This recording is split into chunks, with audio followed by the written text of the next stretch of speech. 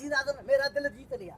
नौकरी नहीं जा नौकरी को मार गोल दी, ओए आवाम के लिए बहुत बड़ा रिलीफ आया है।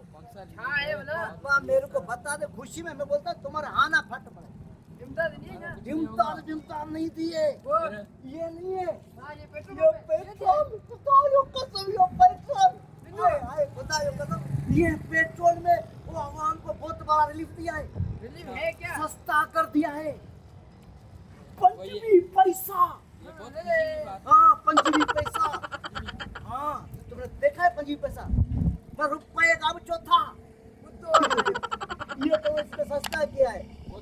और मैं खुशी हूँ, मैं अभी जो जा रहा हूँ ना, मैं ये ट्रैफिक अभी मैं दे के बांटूंगा वो पूरा जो मुल्क है सब में। मैं खुशी हूँ, मैं अभी नई गाड़ी भी लूंगा, हाँ मोटरसाइकिल बेच दूंगा और मैं कार लूंगा। पंचवी पैसा सस्ता हुआ है, पंचवी पैसा